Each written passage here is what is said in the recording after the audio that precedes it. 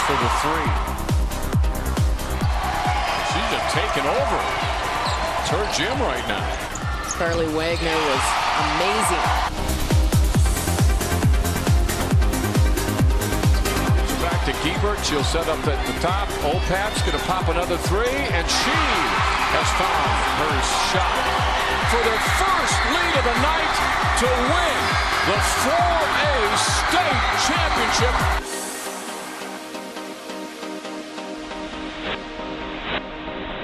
Put your hands up, put your hands up, come on, put your hands up.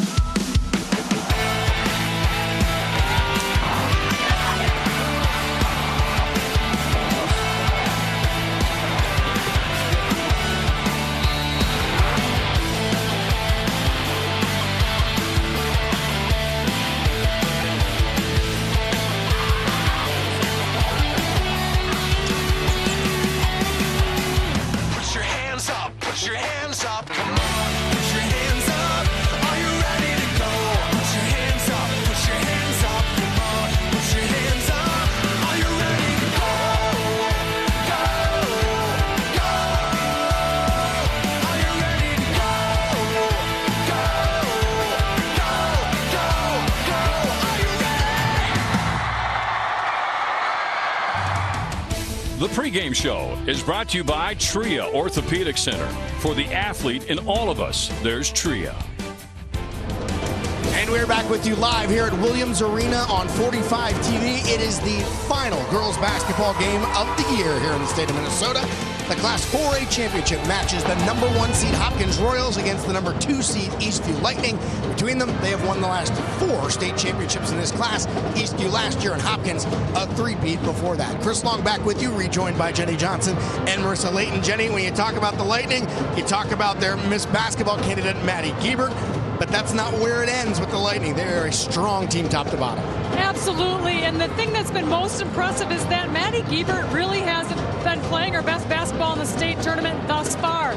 They've been carried by Rachel Ranke and Samantha Trammell, which bodes well for this game tonight. Yeah, Giebert only averaging 10 points so far in the 2 games of this state tournament. On the other side, the Hopkins Royals, Marissa, they have a Miss Basketball finalist as well, TT Starks. But again, she's not the only player of quality on this roster. Hopkins has a complete team this year. I've been watching Hopkins play for many years, and I think this is the most balanced scoring attack they've had. I think Nia Hollie is the key to this game. When she gets going, both offensively and defensively, Hopkins goes. In the past, we've seen Hopkins just blitz teams offensively, but they've only averaged 63 points a game so far in the state tournament, but they've won comfortably thanks to that suffocating defense, as exemplified here in their semifinal win against Shakopee. They scored 64, Hopkins did, but held Shakopee to just 33 points. What was the trick defensively in this game, Marissa? They were so strong. We talked about this a little bit off camera. Hopkins does not take a single possession off when it comes to defense. And as a high school coach, a lot of times you have trouble getting your players to play defense. This Hopkins team looks like they love to play defense. On the other side, Eastview, we mentioned Maddie Giebert. There she is, number 22. She has done enough. Has not been great, but maybe it's fair to say, Jenny, that so much attention gets paid to her that it allows the rest of her team to step forward. Well, I would agree with that. It's kind of like when you have a really good wide receiver, the other wide receiver gets a lot of passes thrown to them. But I also think that Maddie Giebert needs to be playing her very best game of her high school career tonight to beat this Hopkins team. Marissa, what's the formula for Hopkins? I mean, we know they're so good. What's the focus for them if they're going to win this game?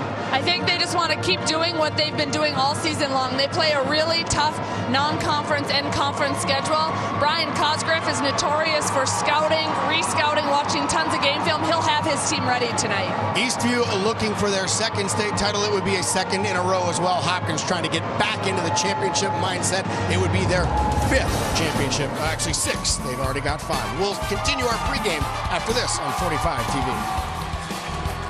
Last year in this 4A championship game, we were treated to a beauty. It was Eastview against Bloomington Kennedy.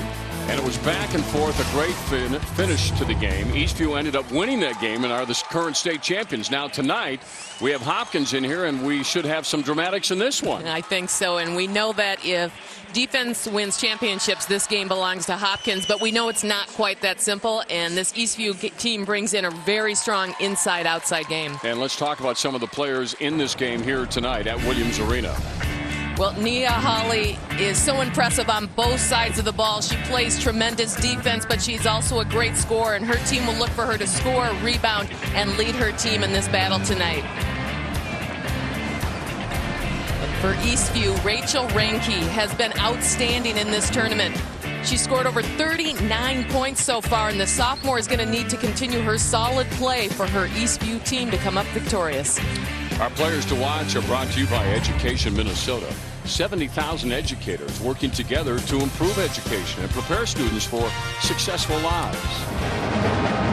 Jenny Johnson, your final thoughts as we get set to decide the Class 4A title. Well, if I'm the Eastview coach, I'm telling my team to stick with the game plan, to not get rattled, to take a deep breath, and let's see what happens. Marissa? You know, I think Hopkins just needs to keep doing what they've been doing all season long. They're 29-1. Clearly what they've been doing has been working. Eastview's 30-1, Hopkins 29-1. Those two losses came to each other. So aside from playing each other, both of these teams unbeaten. Let's meet the teams with Dave Giles. Good evening, ladies and gentlemen. We welcome you to Williams Arena to the 2015 Minnesota State High School Girls Basketball Tournament and to Championship Saturday. This is the Class 4A State Championship game, and it features the Section 6 champion with a record of 29-1, the Royals from Hopkins High School, and the Section 3 champion with a record of 30-1, the Lightning from Eastview High School, located in Apple Valley. And now let's meet the starting lineups for the state championship game. They will be introduced alternately, starting with Hopkins. At guard, a 5'7" senior, number 3, Mariah Livingston.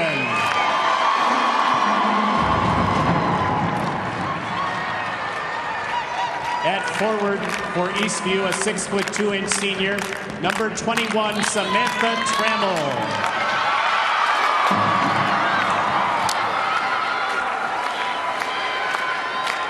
At guard for the Royals, a 5'8" sophomore, number 5, D.D. Winston.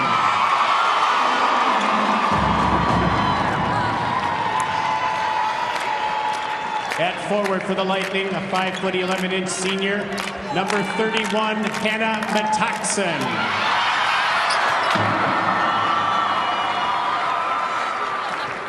At guard for Hopkins, a 6'1" junior, number 12, Nia Hollie.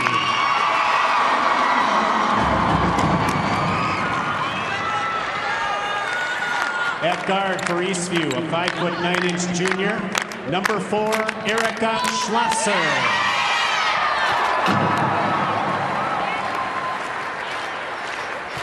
At guard for the Royals, a 5'8" junior, number 14, Ashley Bates.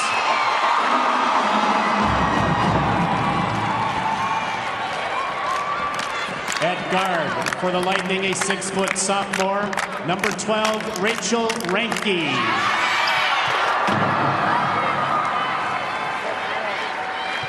At guard for Hopkins, a 5'10" senior, number 22, T.T. Starks.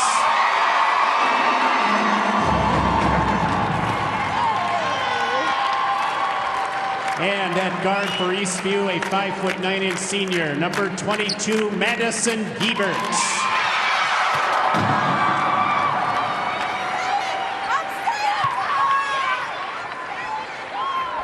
The Hopkins assistant coaches are Barry Cosgriff and Gary Westman.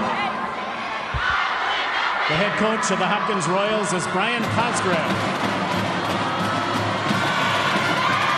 The assistant coaches are Danny Makepeace and Ellen Spica.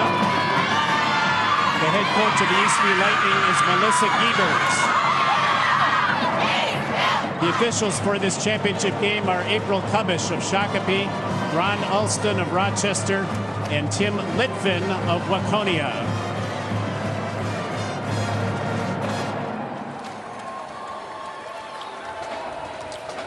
Starting lineups for tonight's championship game brought to you by American Workshop. Learn, build, create. Well, we've been talking about this game all day long, Dave. Fitting that it comes at the end of the night, but it's just two great teams who play this game so well. They have one loss apiece to each other during the regular season, so it just could be such a tremendous game. We're looking forward to a good one. What are the chances you'd match up against the team that you each had one loss to this year, as Chris was mentioning only moments ago? I can tell you this. The team with the blue is going to win tonight. Is that a fair? A little blue and white, you think? Yeah, that should cover both sides pretty well, I think.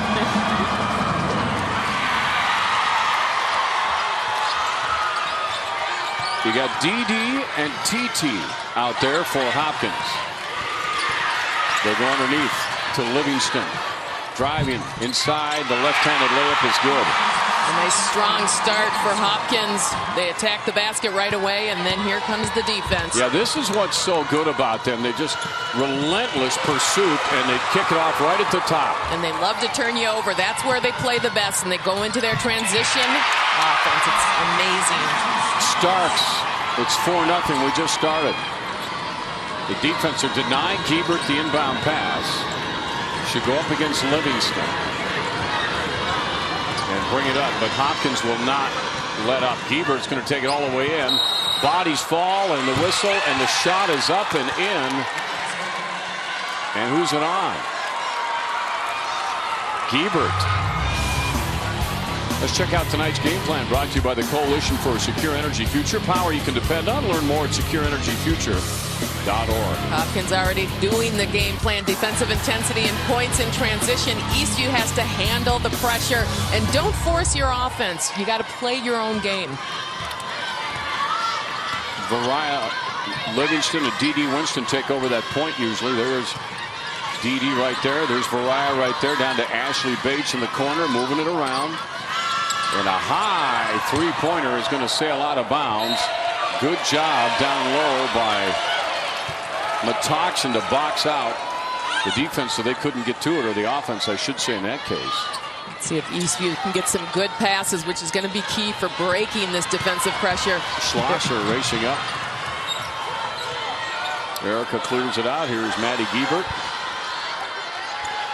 Guarded by Livingston, and look at that. I mean, they will give you no room. What I like about Hopkins is how well they stay right in front of you at all times. That's the key to great defense. Matoxin. She's a tough player too, and she'll be interesting to watch tonight against this Hopkins team, because when it gets physical, Matoxin will get physical as well.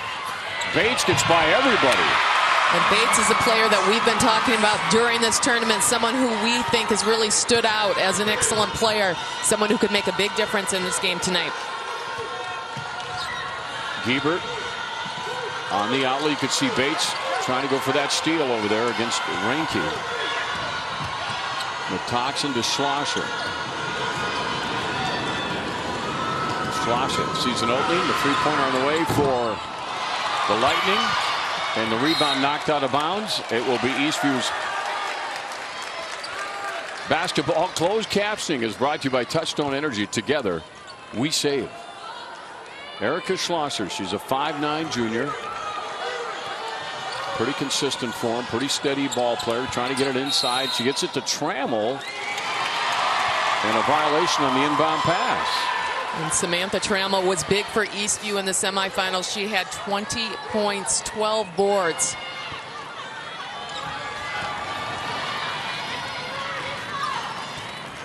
D.D. Winston for Hopkins on the wing. Bates.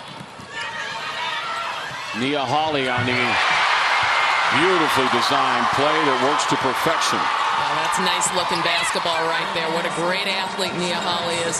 They have 8 points and only one starter hasn't scored yet. What does that tell you? There's good balance out on that Hopkins squad. And that's exactly what Marissa said at the top of the broadcast. This Hopkins team from 1 through 5, 6, 7, 8 brings so many talented athletes. Now there's a foul on. This will be interesting to watch, because on the last low post with Trammell and Starks, there definitely was some physicality going on, and that time Not a big bump, but that was called. So we'll see what happens down in that low post. I mean, you know, in the boys, it can get pretty physical. It happens right here, too. If you haven't seen it, watch this now, because they'll get bump up against it. You can see that. Gebert. Sharp passing by Eastview to start this game, but only 2 points so far. The spin, the outlet, Schlosser's wide open, and she takes advantage. And the inside-outside game of Eastview, I think, is so incredibly strong. They do a great job of sitting on the perimeter, hitting big three-point shot, but they can go inside as well. Fighting for the ball. That's Metoxen. That's her style, boy. You want her on the court. 8-5. Gebert with the ball, guarded tightly out on top by Livingston. And let's try it again from that side. And that shot is good by Reinke. As we anticipated. Tie game.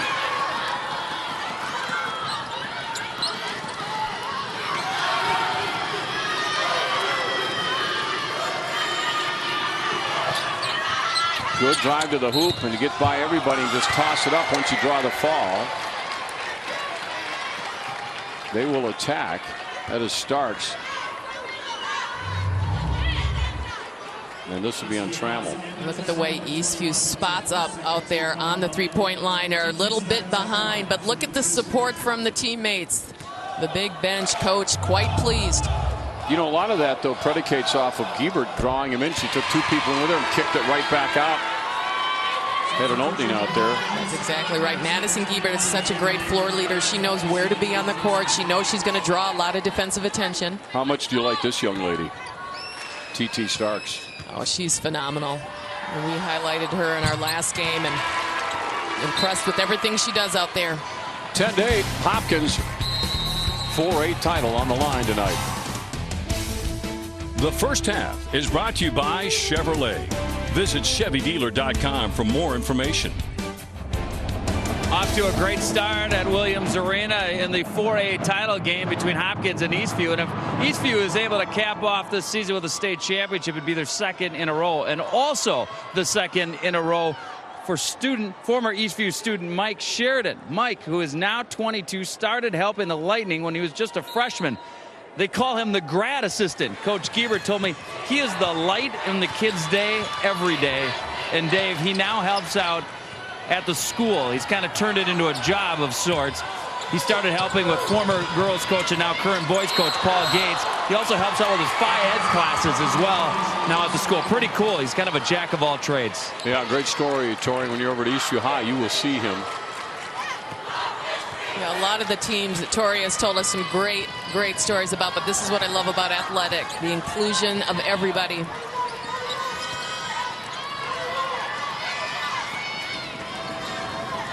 Yeah, even, I mean, you know, and I'm glad you brought that up, because our anthem singers from the music programs around the various Minnesota high schools just shows you how widespread the talent is, not all on a court, but all over the place. And the MSHSL should be proud of a lot of the things that they put together and sponsor for these high school kids. Yeah, the anthem singers have been incredible. Eastview picks the ball up, but it went off of the Lightning. Prep Spotlight's coming up tonight, 11 o'clock. You can see our buddy Torrey Holt as one of the co-hosts of that show. It's very comprehensive. It's on at 11 o'clock every Saturday night. If you have not caught it yet, I would suggest you do that tonight. Bates, nice pass from Hollie. And that's nice recognition by Bates as she cuts underneath the basket. Schlosser will be guarded by Evelyn Knox, bringing the ball up. 12-8, Hopkins with the lead. Nice move. Schlosser's got a quick move to the basket. We've seen that a few times here tonight. The drive to the hoop is good. Oh my. You'll hear reaction from the crowd there. You'll see one from the head coach. A charge was called on Reinke. Reinke's There you can going see it. in. You can make the call. It's a good call. That's the other part of these games. It's fun. I don't care which way the call goes. You're going to hear about it, even if it's not close sometimes. That's exactly right. And a charge call is going to be close no matter what. Exactly. Every single time. Stolen by the Lightning. Down by 4 here in the early going. Yeah, the enthusiasm is great. Giebert working that left side. Reinke out on top. Metoxen has it, guarded by Hollie. That's Giebert, and then kicks it back out for that 3, and that won't go. And look at, here's what Hopkins does. Starks is going to push that ball up. She'll just take it in and kick it. And that shot for the 3 by Evelyn Knox is quite impressive. And that's just flat out good basketball, and what a great looking shot.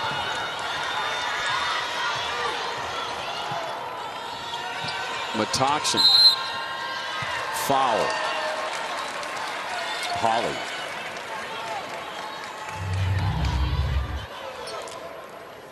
Look how Starks does such a great job of pushing the ball down court, attracting the defense to her. And then the boom, the big three-point shot.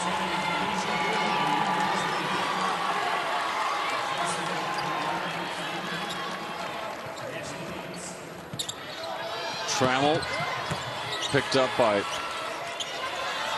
Paula Garcia in the game for Eastview.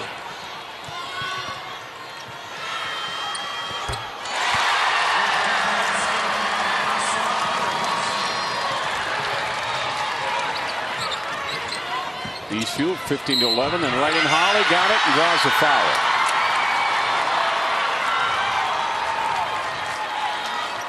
Nia Hollie showing how strong she is in the paint. Smart player, strong, takes one dribble, goes up, and this is what's hard, is being able to finish when people are bumping you all the way through.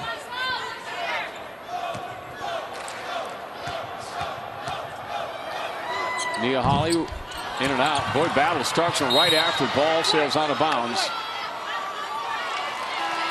And that will go back to Hopkins when we come back. 17-11, Royals with the lead. In last year's 4A title game, top-seeded Eastview took on the Bloomington Kennedy Eagles. And the Eagles led throughout most of the game, but they couldn't stop the Lightning's Maddie Giebert. She finished with a game-high 29 points as Eastview finally took the lead in the final minute of play to win their first title in 7 appearances. The final was 64-61. The Eagles had 4 players in double digits, finished the year at 25-7. That was a pretty exciting game from beginning to end. It just kept going back and forth and back and forth. And you can see Eastview 2014, and then look at Hopkins all those years, 2011, 12, and 13. Hopkins with a 6-point lead and the basketball. Knox off to Starks, looking low for Hollie, guarded by Metoxen down low. That's a pretty good battle. Hollie sees the baseline and help from Trammell, but the ball rolls out of bounds off the Lightning. That's good defense from Trammell. She got there quick enough, and then she just stood straight up. They've done a good job containing her from getting the ball, haven't they? Been denying her so far. Down low. Starks and Knox. Reinke defending. That's Trammell on Liz Baldwin.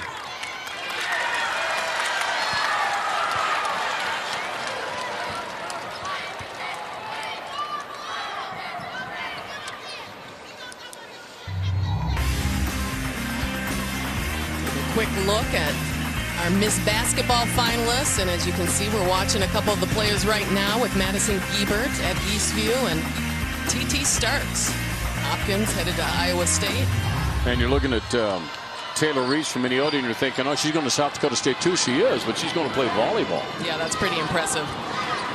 From what I understand, she jumps out of the gym. Lightning with the basketball. Schlosser. Cross-court pass. Nothing there, down to Trammell. Now she touches the ball. She goes right back out with it. Sharp, long passes by the Lightning, but they can't get the shot to drop off in the hands of Reinke. And here comes Hopkins, leading by 6. Hollie going to take it right in, blocked by Metoxen.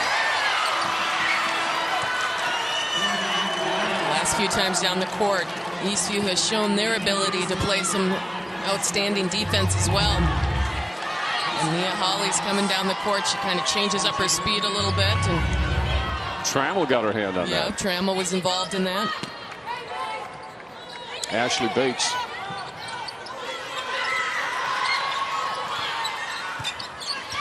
Starks, quick move. She's got somebody open in the corner.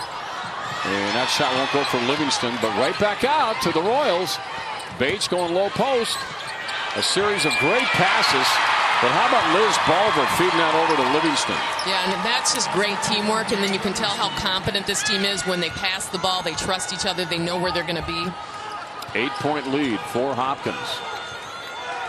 Giebert's looking at a double team as soon as she crosses midcourt, so to avoid that, to Schlosser quickly to Matoxin, to Reinke, down to Trammell. Underneath, she got a wide open shot. That's great decision making by Samantha Trammell. Waits for the defense to pass by and then lays it in. Winston to Bulver to Bates. Winston back the other way. Livingston. Ashley Bates. TT Starks. She wants to take it, spin it, and can't get the shot to go. On the rebound, the battle for it. Jump ball, that's Eastview on the arrow.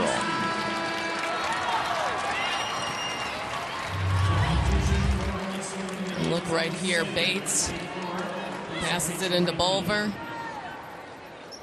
And boom, Livingston finishes it up. And this is when you share the ball that way, it also just kind of tells you throughout the season you've worked well together. You know where everyone's going to cut, where to be, and then you start trusting each other. And that makes for the best type of basketball. Schlosser and Giebert right near the half stripe. Good series of passes, and they keep going with them. And underneath, Giebert wide open for three. Rebound, Trammell on the baseline, cutting across Schlosser. Good fake inside off the left hand and won't go down, but she does draw the foul. Well, I like the decision making that we're seeing that Samantha Trammell's making in this game so far. She seems just very calm, gets the rebound, looks to see what the defense is doing, to see who she's going to pass it to. Ashley Bates picks up her first foul, and that's a good look at Erica Schlosser. She's a junior.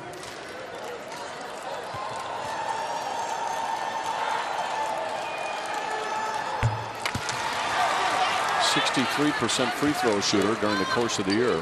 100% here tonight.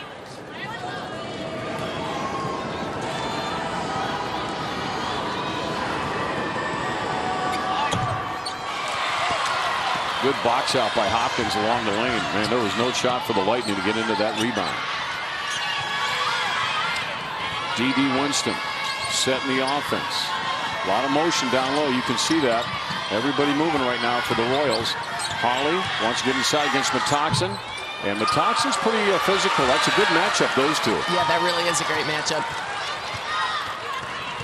Giebert. Midcourt. Livingston on her. That's Schlosser. And Erica sees something she likes. Goes to the hoop. Trammell underneath. Can't hit the shot. A lot of bodies in there affecting that shot. Hollie quickly down. Winston's shot will not go. Now Trammell with the rebound. Trying to clear it out of there. Almost lost that pivot. Yeah, she did. But she gets it over the half-court line in time. And Giebert will hold it and get the offense set. Hopkins and Eastview. Two teams that have one loss, and it was against each other during the course of the year. And both of these teams are so well coached. Baseline runner, Matoxin. Yeah, I really like Matoxin, the 5'11 senior. She could be a big difference maker in this game if she has a big one. Bates, will she get it? No, but she will draw the foul.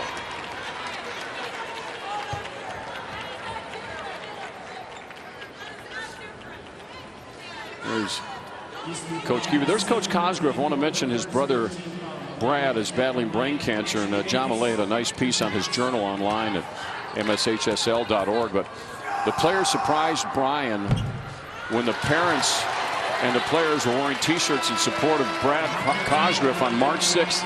They called Brian Downey, had no idea what was going on, that said, "We wear gray for Bradley Cosgriff. You fight, we fight. Let's all fight against cancer." That was the day before a game and caught him totally off guard. And Bradley was there, got some pictures with the kids. And classy bunch of young ladies. Yeah. Travel.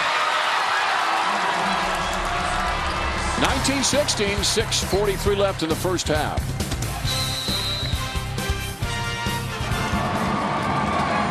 Tonight's fan cam brought to you by 45 TV. Let's see who came tonight. Let's see what they're wearing. A robe? You know, usually at every tournament we get somebody's Twitter handle. We haven't seen any of that That's so far, right. have we? That has been the big thing. Schlosser all the way down court, and then the pass goes awry. And the ball goes right back to Hopkins. Of course, she had the right idea, got down there in a hurry.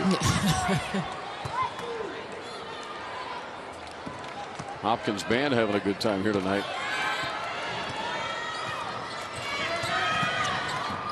Hollie.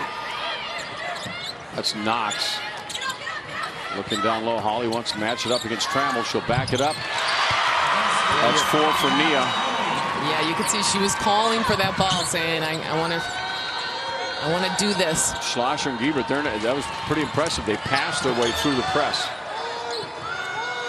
And they have got a system down there where they're just not getting many dribbles, but passing the ball, and Trammell gets it taken out of her hands, and you can see Starks using that hand for leverage right there against Metoxen. She sticks with her, and the foul will be on Eastview. Starks going to the floor hard. Yeah. No, wait a minute. Other way around. Let's see what happened here. Goes Starks. The spin move goes through the Right there. defense. 21. Not sure on that 16. Giebert covered up quickly by Knox. Schlosser, corner, wide open look for the Lightning. She's money over there, Ranke. That follow through on her shot is so beautiful.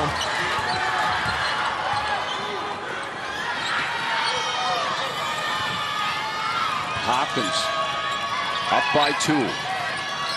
Knox.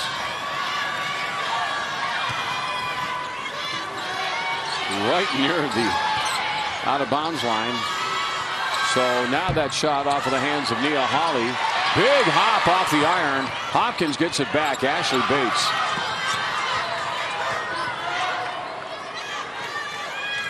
Evelyn Knox pulls it back. Trammell trying to get the steal. Hollie maintains possession of the ball. She wants to take that jumper from the outside, and she's a nice looking player. Really nice. Yeah, she really has an all-around sound game. 4-point lead for Hopkins, coming on the 4.5-minute mark here in the first half. Hannah Metoxen trying to go inside to Giebert. Little contact there. You can get your local news, weather, and sports every night on 45 TV. Local news at 9 o'clock, 9 p.m. right here on 45 TV. And for the latest in high school sports, by the way, I want you to visit prep45.com. Well, Dave, I think this game is really going as we anticipated. Both teams doing what they do well, and we're seeing a lot of great defense, a lot of great outside shooting, and both sides really doing a pretty nice job at getting to the basket. Trammell. I think Samantha Trammell has had a very strong first half so far. 9 out of the 10 starters, by the way, were all in the books early in this game. That's, again, just evidence of how strong they are. Keyshawn Wubin is into the game. That shot by T.T. Starks. 26-21. Giebert will be guarded all the way down the court. Wubin is on her. And they'll come right back up. I mean, the tenacity of this defense at Hopkins is just, they will not, it's tireless. Schlosser, good feed. Metoxen, 6 on the night. Boy, when Eastview gets into their half-court offense, though, I really think that's where they do their best work. Woban,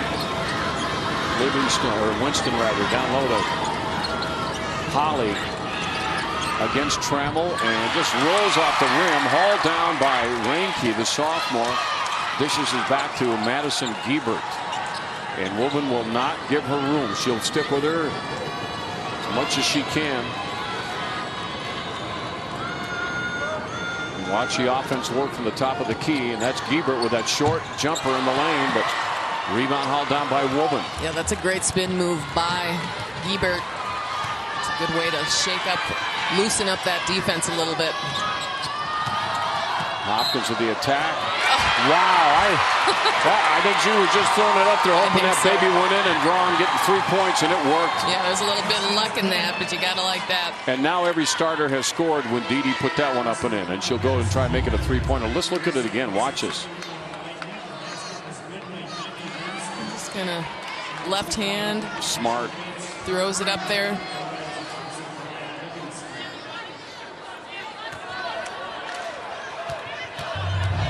D. Winston. Trammell with the rebound for the Lightning. Giebert will be guarded. They will not let her bring the ball up easily at all. Reinke and Hollie, or Metoxen rather. Here's Reinke, or Schlosser down in the corner. How about Brian Cosgrove grabbing the ball and giving a pretty good slap there? Make a good pivot guy. Tournament fans, you can log on right now to prep45.com. Go to this or any of your favorite games. Make the memories of your favorite athlete last a lifetime with your own DVD copy of the Minnesota State High School Tournaments presented by 45 TV and Grand Stadium. Mary C. Park Center celebrating their championship tonight.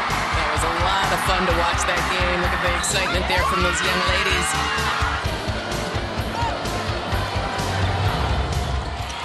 Starks with the steal.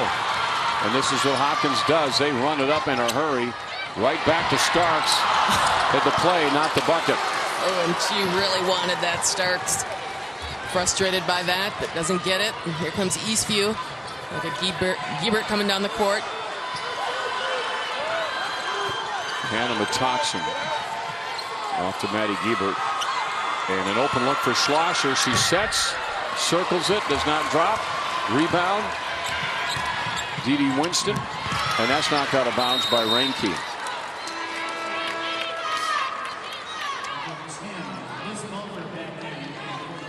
Liz Bulver back in. TT Starks so much. She looks a little like she's hurt over there. Yeah, you're right about that. Maybe she's got a cramp or something, but she's walking with a stiff leg.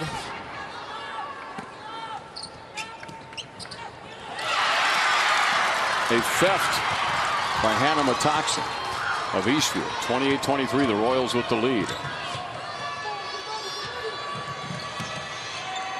Schlosser guarded by Winston. Move it to the other side. Reinke, Hollie will pick her up. Schlosser can't get away from Winston. Now she got the screen and she'll take advantage of it. She does have that quick step to the hoop. Trammell going around for the shot was fouled. We'll go to the line and shoot a couple. Yeah, Trammell gets the ball and comes all the way into the center, kind of coming around to the right-hand side. And does a nice move to get herself to the free throw line. Second foul on Nia Hollie. Samantha Trammell with 4 points in the game.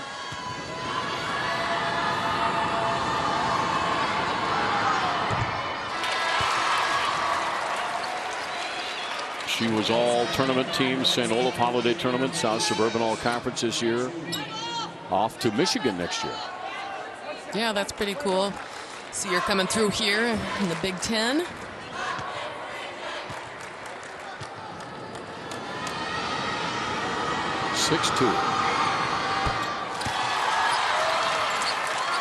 Back to a three-point game. Dee Dee Winston down to Baraya. Livingston to back out to Winston, and she'll set up inside, stops to take that jump shot. Rebound Trammell trying to clear it out of there. And now Gieber will come up uncontested for a moment, and then Livingston will come up and meet her at midcourt. Underneath Trammell, and she gets it. A foul. Did the bucket count?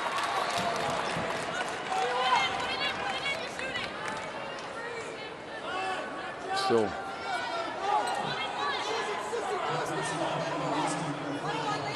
Occurred before the shot, apparently, Leah. I just saw one on one side. I thought or the bonus to see is Trammell at the free throw line. Looks like it's a one-on-one, so the basket obviously didn't count. 2-point game. Good look at Samantha.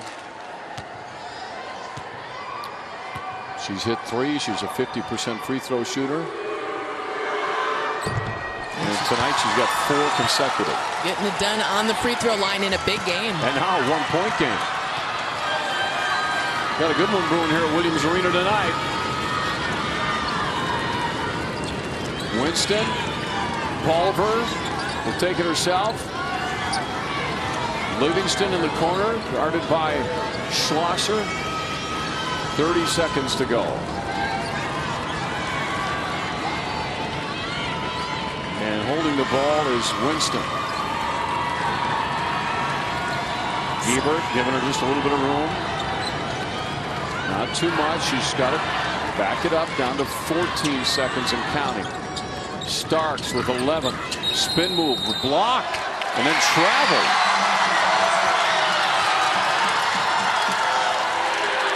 Yeah, this is big for Eastview. They could go into the locker room. It's hard not to be impressed with the way Metoxa plays defense. Yeah, we've seen a lot of tremendous defensive players out here, and Metoxa is definitely one of them.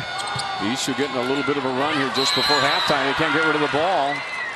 And quickly a timeout called for by the bench side over there at Eastview for the Lightning. Lake Conference champions, Hopkins Royals. Early bird Thanksgiving champs. Won their section, of course. Rolled through section 6, actually. They won by 38, 38, and 26 points. And they have the height, but their scoring doesn't necessarily come from the height, does it? No, their scoring usually comes from their defense, which then turns into their transition offense. And you know, I watched Hopkins play a couple times this year, and most of the time they were just really blowing people out. I mean, it was just so hard for other teams to keep up with that pressure.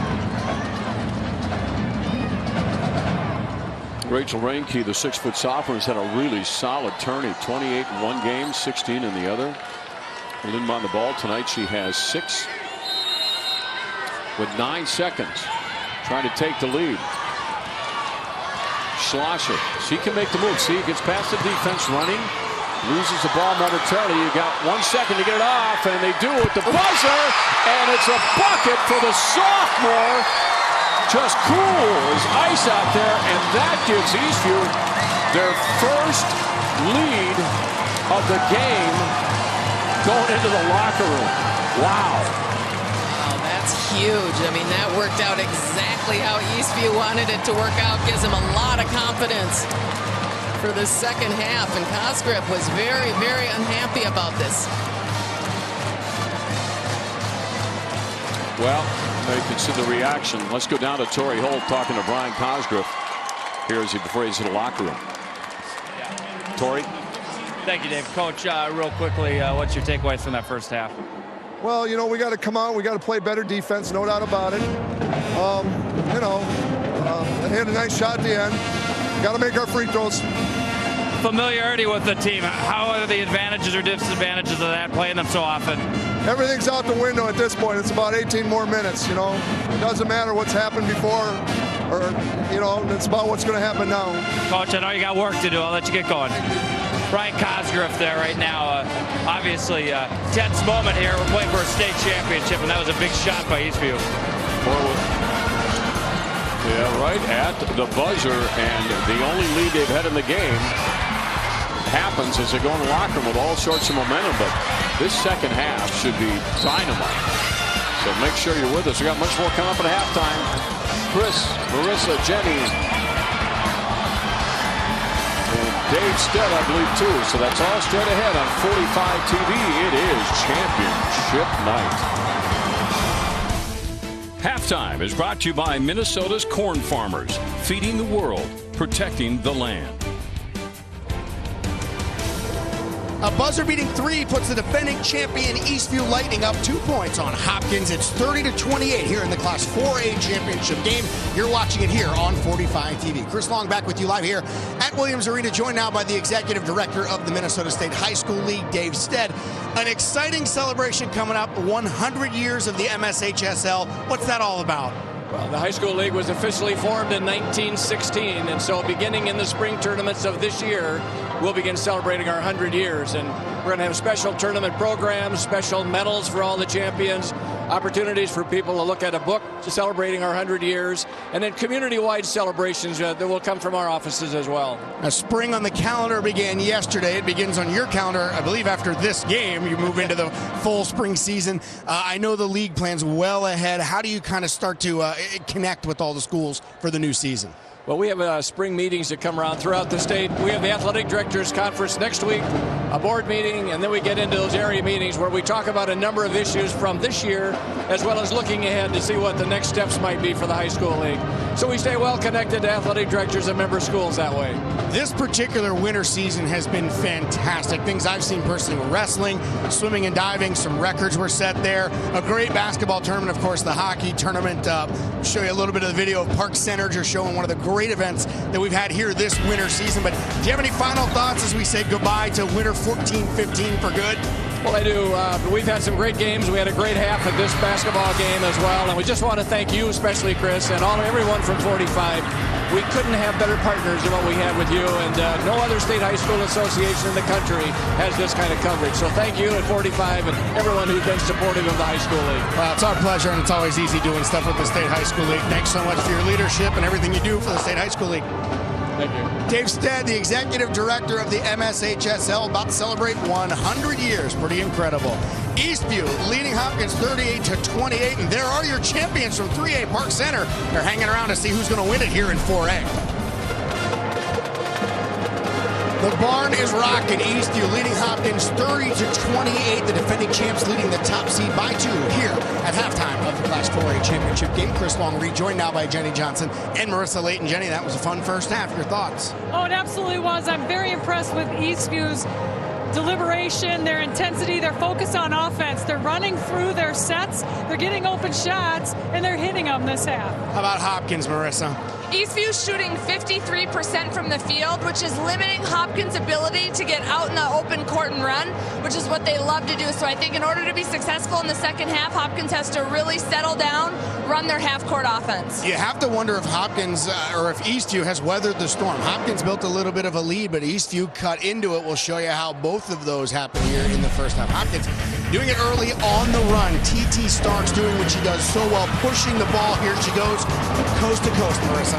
Yeah, again, this is what Hopkins loves to do. They like to grab the ball off the boards, take it coast to coast before the defense has a chance to set up. All 5 starters have scored for Hopkins, which is a good sign. Nia Hollie, another weapon here with the turnaround jumper as Hopkins built a decent lead, 7-8 points, I believe, but here comes Eastview. Good half-court offense sets, Jenny. Well, what Eastview is looking to do is penetrate down the middle and kick to either side for a 3-point shot. This half, they've been very effective. They're shooting very well from the floor at 52.6%. And we mentioned Maddie Giebert's effect. She only has 3 points, but she really is drawing so much attention, and she's distributing the ball well. There, she started off that little play that got Rachel Ranke open. And then, of course, here you see the clock. They're down 1. Ranke from way downtown, and it's good. Eastview takes their first lead of the game into the locker room. They lead 30-28. How big a momentum boost is that for them, Jenny? Well, I think that's a huge momentum boost for Eastview. When you hit that last-second shot, you know, honestly, that's usually Hopkins that's doing that. This time it was Eastview. Stats are brought to you by Minnesota corn farmers, feeding the world, protecting the land. Marissa, statistics, anything of note? Obviously, you can see Eastview is shooting the ball very well. Look for Hopkins to pick up the aggressiveness and the physicality in the second half. If you're Eastview, what do you tell them in the locker room? Well, I think you prepare for exactly what Marissa just said, and that is for Hopkins to come out quick, physical, tighten up their defense even more. They need to be ready for it. Does Hopkins need to worry a little bit about that momentum shift? What do they need to do looking ahead to the second half? Hopkins is running a half-court 2-1-2 defense right now, I think, to limit Maddie Giebert's points. So they need to lock up the middle and not allow those three-pointers from Ranke and Schlosser. Huge momentum shift there in the final seconds, actually the final second of the first half. Rachel Ranke has 9 points, none more dramatic than these three at the horn that have the defending champion Eastview Lightning up 30-28 on number 1 seed Hopkins. Second half coming up. Welcome back to Williams Arena. Coach, huge shot at the end of the half to put you up to. How much of a lift did that give you going into the locker room? It was a great lift. You know, I think we executed what we wanted to at the end of that half. And so, you know, we're proud of the way the kids are executing and the way the kids are taking away transition right now. Done a nice job in your half-court offense getting set up. Will we see more of that, same of that in the second half? Exactly our plan. All right, Coach, appreciate your time. Thank you. Team's back out on the court here, and there's a great entertainment value in a game like this. They're just fun to watch and talk about at halftime. Everybody's down in the hallways buzzing about this, Leah. Yeah, it's great. It's just the magic of the tournaments. Well, and I think Hopkins has another gear in their defense, and I'll be interested to see if they can lift it up in the second half. And I'm curious to see if they will go to full court, a little more full court pressure rather than just picking up the point guard and getting everyone else at half court. So it'll be interesting to see how they shift gears a little bit. I think Eastview really has executed their plan very well, and so they're going to have to do a little reacting to what Hopkins does, but I'm guessing they're going to stay pretty much set from what they did in the first half. Through the day today, we have had 3 championships decided. This is number 4, and here's what happened earlier today. Ada Borup, number 2 seed, but undefeated, and they remain that way as they go home with that championship. Dover Iota, boy, we were impressed with them, weren't we? Yeah, they were a really great team to watch, and they played to their strength. They have these big post players that were excellent, and it was just a fantastic game. And then in the rematch, Park Center and Marshall, that could have gone either way. Those 2 teams are almost even. Last year was triple overtime. This year, not quite so dramatic, but still a good game. Yeah, it was an excellent game, and Park Center has to be thrilled to come away with another championship, and Marshall played in an outstanding game. You could see how well coached they were, but some of their shots just weren't falling. Well, there's Coach Cosgriff's squad. 416 wins for 417 now, I think. I might not have included the one yesterday or on the semifinals, I don't think. 9th state tournament appearance as a coach. He's a good one. Yeah, he does an outstanding job with his players, and you can see it by the way they work together on the court. And you can see the emphasis for his team on defense. And when a coach emphasizes that in practice daily as a player, that's not necessarily a fun thing to do day in and day out. But his players have truly bought into that system. And in April, Brian will go into the Minnesota Girls Basketball Coaches Association's Hall of Fame. What an honor, and well deserved. Yeah, congratulations to him on that great honor. And Ashley Bates inbounding the ball to D.D. Winston, guarded by Maddie Giebert out on top. Livingston into Hollie. She is a potent weapon out there in offense. She can take it in. She can take that outside shot. And she's got another gear too. Hollie right there against Trammell. Brings it back out. How unusual is this for Hopkins to start out this way, just at this pace? Well, I think they're looking to see what the defense is giving them and how they're going to attack it. Oh, there's blood, and of course Schlosser is bleeding over there, and they haven't stopped it yet. She's got blood on her hands, and now she's on the sideline. And well, it must have. She seems to be okay. Looked like she was wiping her mouth off there. You could see her, and she was out of the play all of a sudden. But now she seems fine and determined and motivated. But she's still, you can see it, still she's holding that hand up to her mouth. Now her coach is looking over and saying, "You're okay." But if there is no blood visible, they'll let you stay in. Yep, absolutely. Absolutely. Look at that great pass. Yeah, both of these teams know exactly how to lead their teammates right to the basket, give them the pass that gives them the most success or the best opportunity to be successful. There she is. She was, it looked like for sure she'd cut herself some, but she's fine, but she's been holding that mouth on that play down on the baseline. Now the officials are going to chat with her and take a look at her. They want to make sure. She's like, "Can we just play?" Yeah, she's ready. She's a gamer. Give me the ball. I'm okay. Inbound pass. Finally get it off to Metoxen, and Schlosser with the rebound and then a foul. And she's slow to get up. Yeah, she I'm is. a little worried about her. So maybe they should. Her coach might want to pull her out of the game for a minute. Doesn't look like there's any effort to do that, but she needed help getting up there a little bit, or so it appeared. Unless they're all concerned about her and went to her right away. But Schlosser will inbound the ball, or try to, and she does. Gebert has it. 30-30. Hopkins has tied it up here as we start half number 2. Gebert with the basketball. Reinke. That's a good shot for her. Bounces off though. Quick rebound by Winston. Hollie right to the hoop. Can't get it to drop. Good follow underneath by Bates. And those are the little things that Bates does so well. Finds herself in good positioning. Gets the board. Metoxen guarded by Bates. Gives it to Gebert. She will push it up. Gets past Winston. Decides to take it right inside. But before she can, she is fouled on the way down. 32-30. Hopkins now has taken the lead.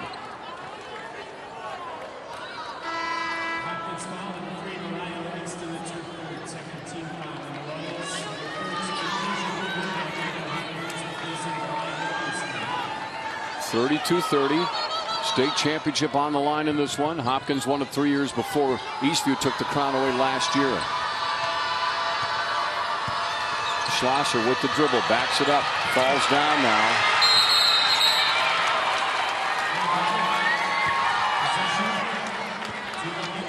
And again, slow to get up for her. Yeah, I'd like to see her out of the game for a minute, to be honest with you. She can inbound the pass. That's Bates. Cat-like defense. Getting a hand in there.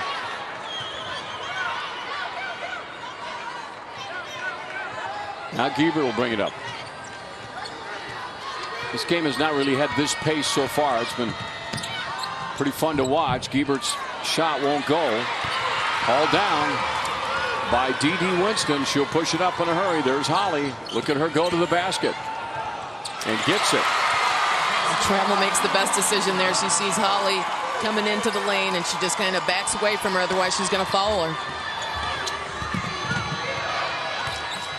Gebert takes it up without a problem. Woban is now in the game and on Maddie Gebert. Reinke looking down low from Metoxen. Trammell is pulled out to the top. Gebert for three. Fast break. They got T.T. Starks down on the other end of the court. And she'll lay it up and in. And that's the pace that the Hopkins Royals want to play at. 8-0 run right now for Hopkins.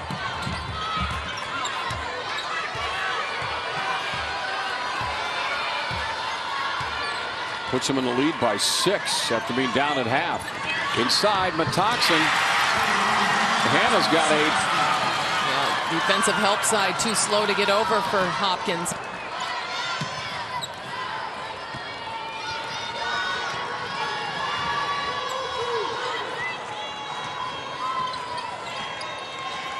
Winston taking a long look at her setup, and she's going to try to penetrate and draw somebody out, and almost stolen over there by Metoxen against Starks. Hollie. Starks, she's got a notion to go to the hoop, and she does. Got it as she falls down.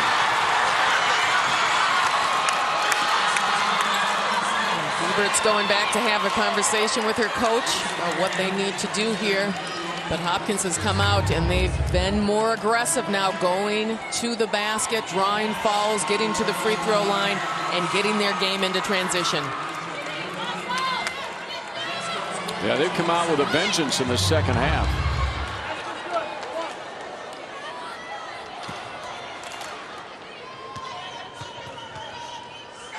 Starks' free throw is good. And Hopkins is on a roll since halftime. 39-32 here in the state title game.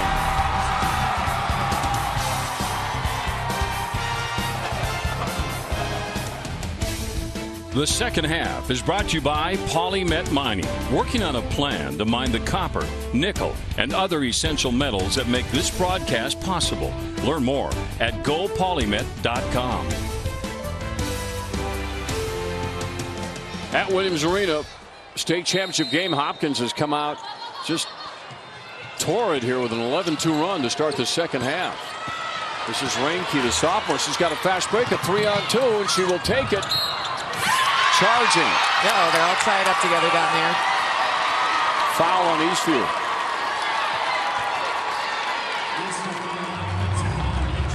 Yeah, you can see here Reinke going coast to coast with the ball, and the defense was set waiting for her.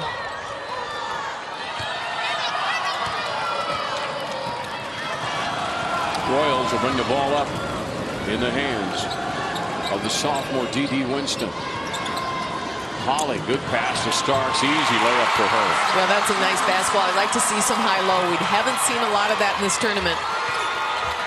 Well, Easter's going to have to figure this out pretty quick as Hopkins gets on these surges, and we've seen it before where they can really run the biggest lead of the game right now. This is Matoxen. Schlosser, and it won't go. Rebound. Trammell underneath.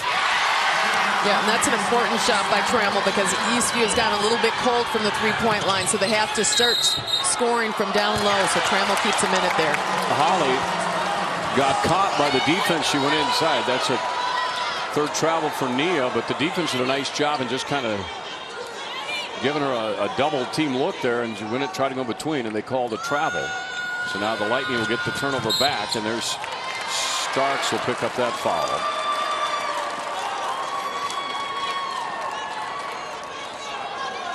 That's her second. Reinke against Bates down on the end line. Now Ashley drops back, and they don't even cover the inbound pass. The sophomore. Bates and Reinke going at it out there, and then back off to Schlosser. She seems to be back to normal. Giebert guarded by Bianca Williams is in the game, and that three on the way off of the hands of Schlosser. She seems to be okay now. Yeah, she's definitely recovered, and that's exactly what Eastview needed right now to get that confidence back like they had right before they went into the locker room at half.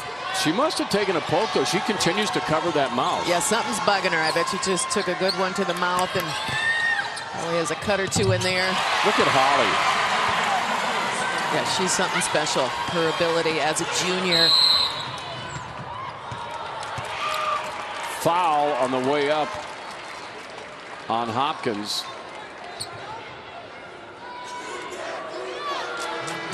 And it'll be on Bianca Williams, the 5'7" senior.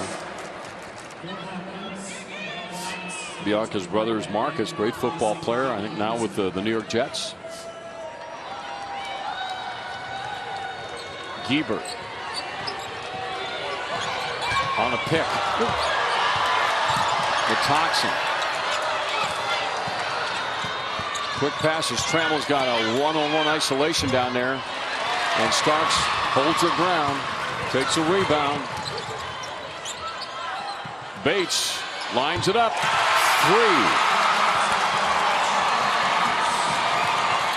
46-37 the Royals. Again, the Royals showing their ability to share the basketball, move it around the perimeter, and hit big shots. The foul on Williams again. Bianca gets number 2 there quickly.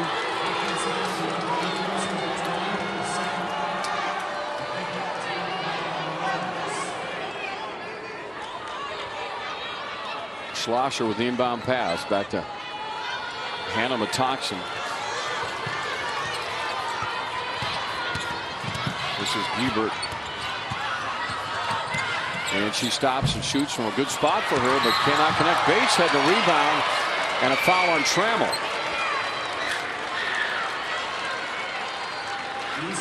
No bonus yet.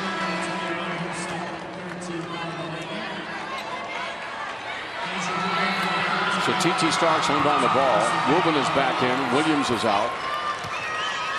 And the next 11:50 here, Giebert really has to establish herself in this game. At the first half, she did a great job distributing the ball to her teammates and setting people up, but I think she's going to have a bigger presence in this game. Foul on the Lightning.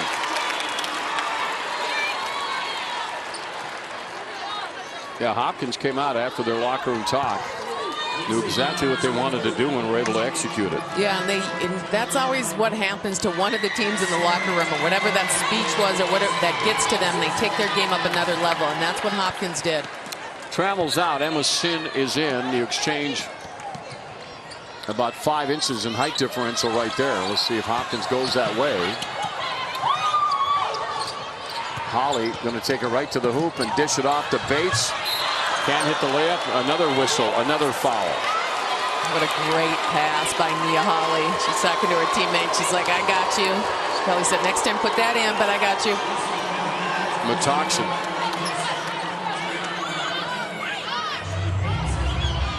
Look at the pass to Hollie to Bates. She can't quite get it, but she does get herself to the free throw line. Great communication by the Royals. Ashley's first free throw of the game. 9 points so far. There's a good look at Maddie Giebert, headed to South Dakota State University next year.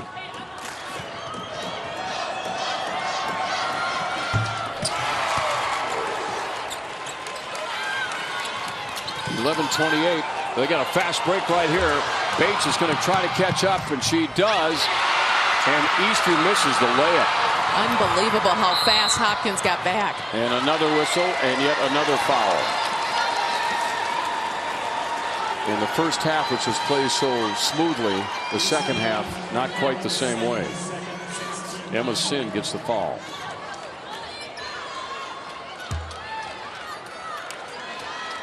Starks into Evelyn Knox.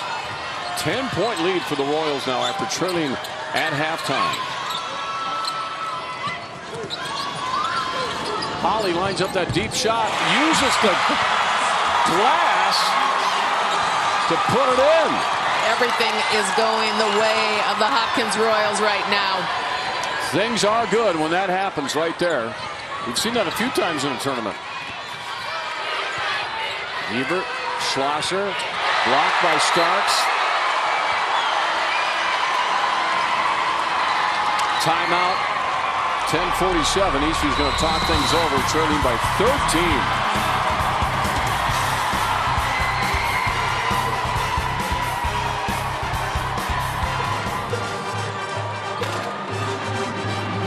Nia Hollie has had a very consistent, steady game. Second half, Hopkins 9 of 12.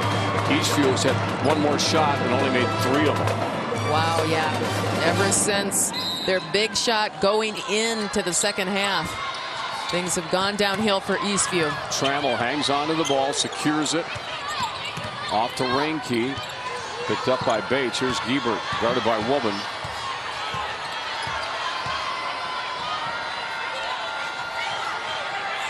Contained Reinke pretty well tonight, too. She's had a huge tournament. Trammell under the basket to Schlosser, can't hang on to it. Let's check out tonight's game summary, brought to you by the University of Minnesota Crookston. Go to uofmcrookston.edu. Well, Hollie and Starks have just been so big for Hopkins, points and rebounds. And look at their second half shooting, 75%. Eastview, Trammell, and Reinke. Foul underneath. It's against Hopkins. I mean, Eastview's a dangerous team because of their outside shooting and their ability to get back into something quickly. So there's no doubt that they can get back into this game, but there definitely has been a momentum switch, and they have to find something where they can get their energy pick back up. T.T. Starks just got her third foul. So Liz Bulver will come in for her. Metoxen in the backcourt with Reinke. Giebert with the ball. Woven will guard her. Reinke quick to let the shot go, and she is a good outside shooter, but right now nothing's dropping for the Lightning. Right, those exact shots were going down in the first half for Eastview. Giebert on that rebound off of Bulver's miss.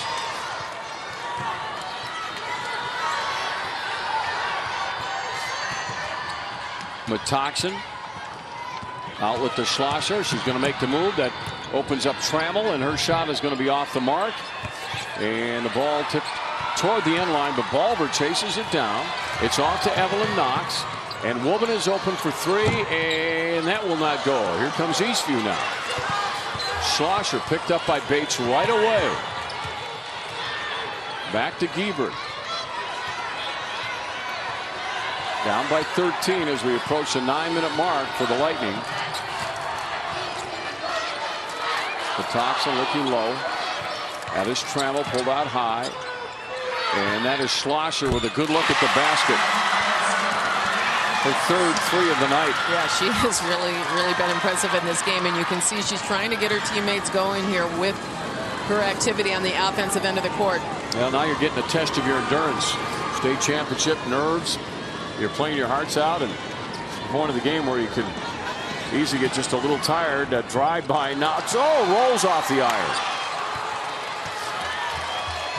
Giebert will bring it up, contested by Woban. Giebert has no problem getting down court.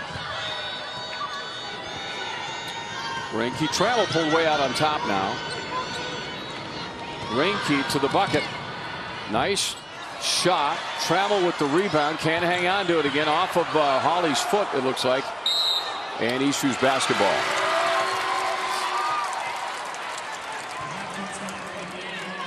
Substitutions coming in. Winston, Livingston, and T.T. Starks back in. Nia Hollie goes out, as does Bates. As does Evelyn Knox. So now the Lightning trying to get something going here if they can. Giebert over Woban.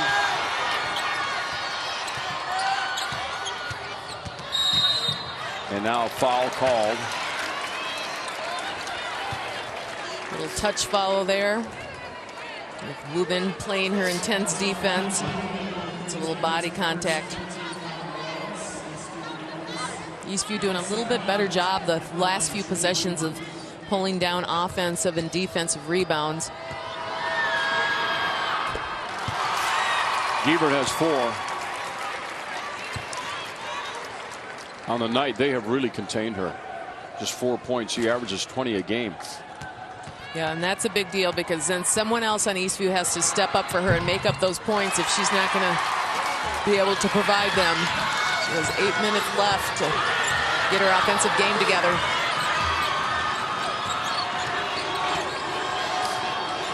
Ball picked off by the Lightning, and now a chance for them to keep continuing to cut the gap. Yep. 13 just a minute ago. Giebert had a huge second half in last year's state championship game. Schlosser's played a real nice game, and now she's fouled by Winston, and she will go to the free throw line. And the Lightning are working their way back into this game by being more aggressive on the offensive end, and they're taking the ball to the basket, not just sitting on the three-point line. That's getting them to the free throw line. Erica Schlosser, 10 points tonight with 3 3-pointers.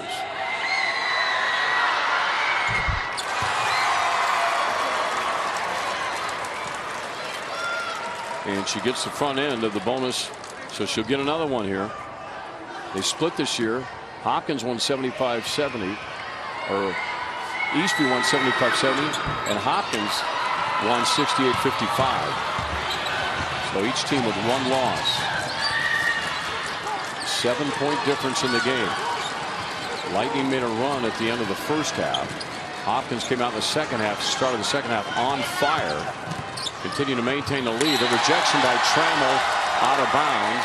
Hopkins will get it under their own basket. Hollie will come back in.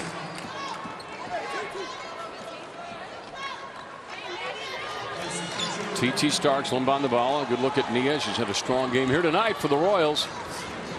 They're pretty deep. Some good athletes right into Hollie. She's going to go right at it. Blocked by Trammell. She follows the block. And that was a pretty big possession by Hopkins right there. They're showing that they can still score at ease, but also holding off the Eastview run. Gebert, big pick. Oh my. That was a pretty good hit there on Metoxen. The foul on Livingston. Metoxen knew it was coming. She stood in there and took it anyway. Bates will come back in for Hopkins. And at the free throw line, Hannah Metoxen. 8 points tonight. Look at this. Look at this collision. Hi-oh. Wow. It's called giving up the body.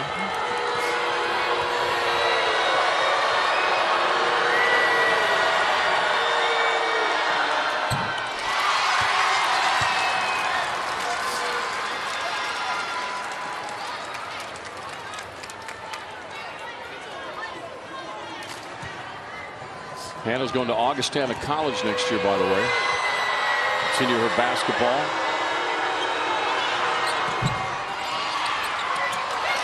One of two, and Metoxen chasing the ball down. She's got it. This is big momentum right here. You can feel the crowd, the bench, coach getting into this right now, and Gebert's trying to run her team.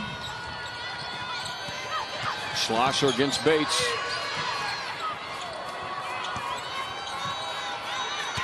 Schlosser again taking it in the middle and can't get it to drop. So now here comes Hopkins and they're rolling. Hollie fakes like she's going to back it up and then drives. She's just so good. Yeah, her offensive game is ridiculously good. 10-point spread now. State championship on the line here in 4A, the final game of the night at Williams Arena. Crowd still into it. Up to Trammell over the top. They get it to her. Turn up. Did she walk? Yep.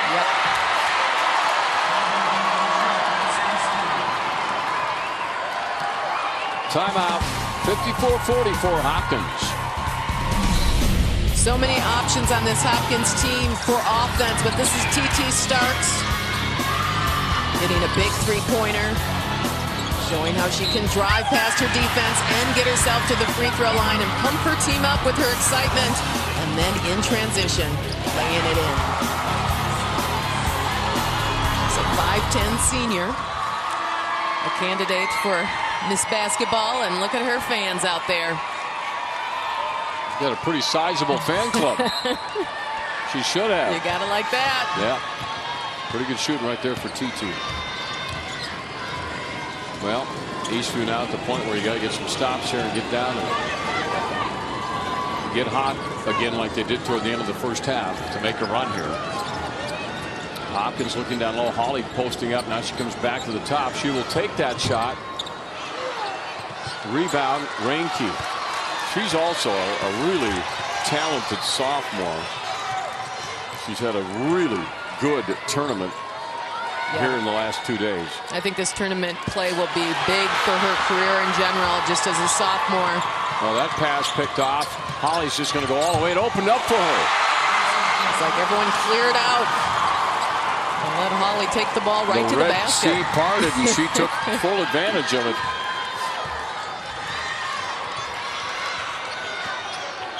Gebert to Metoxen. Gebert is open for that shot. There we go. That's a three. 9-point difference. Bates is in a hurry, man. Waste no time. Up, got it, draws the foul.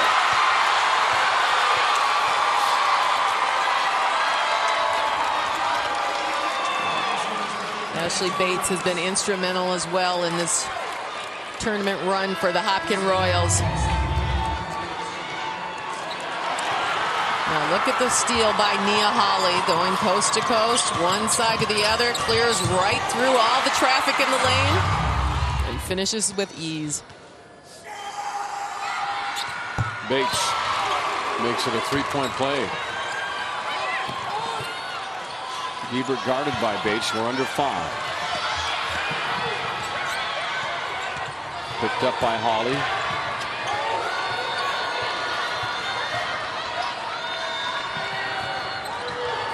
Schlosser back to Gebert. This is Metoxen now. Back over to Gebert.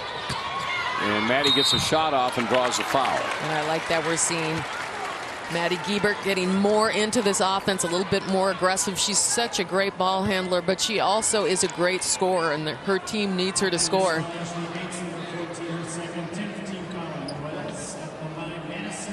Hopkins has opened it back up to 12. Remember, they were down at halftime to Eastview. That was Eastview's only lead of the game right before the half. But as I'm trying to recall against Kennedy last year, I don't even know if Eastview led till the end of the game, actually, in that one. If I remember right. Yeah, I think you're right. I think Bloomington Kennedy led most of the game.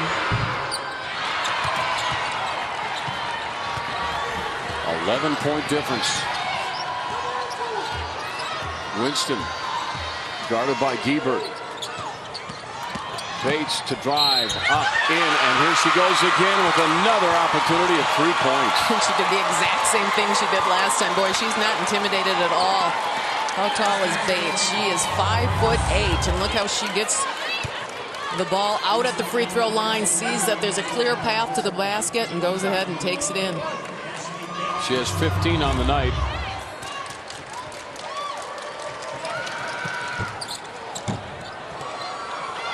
And that one will not fall. Rebound hauled down by Gebert.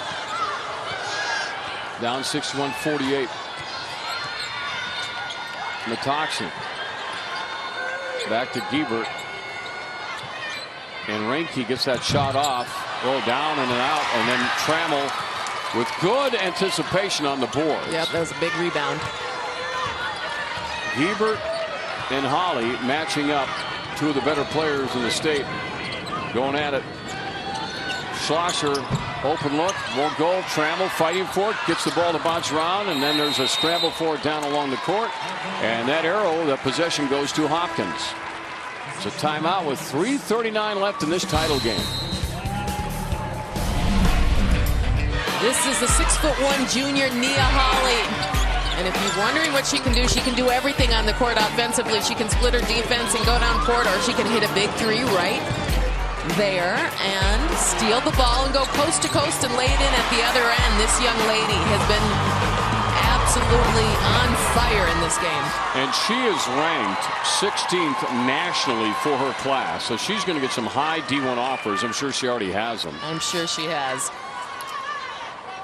Yeah, she's going to be a great college player. You can tell by her body size and how she uses her body and just her court sense. I know Ashley Bates has some multiple D1 offers already as well, and she's also is a junior for Hopkins. Starks throws that one away. Lightning basketball.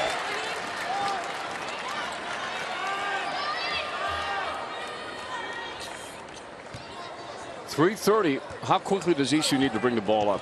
Can they maintain this pace of just kind of walking it up, or should they come down quicker? Yeah, I think they could hurry their offense up a little bit, and that's not forcing anything, but looking for their quicker shots.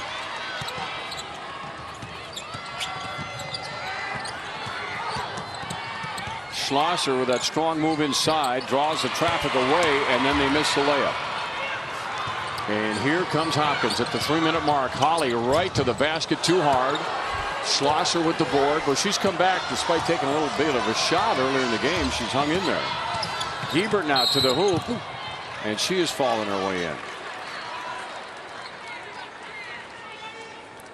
Yeah, Gebert does a good job of knowing how to get herself to the free throw line, and she's fundamentally strong player. She's going to do a nice job on the free throw line for you.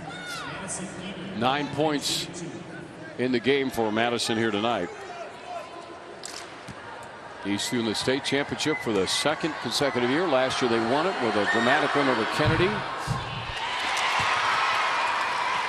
She is statistically the best free throw shooter in the state tournament.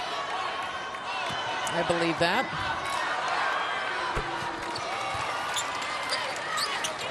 61-49.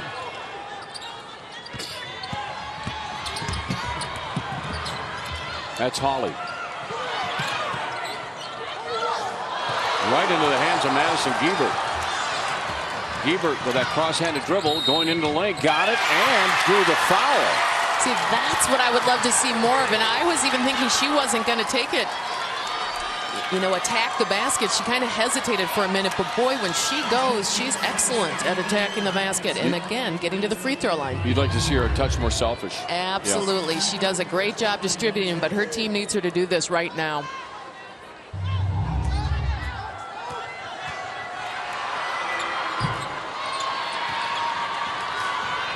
Rebound, Hopkins, 10-point spread.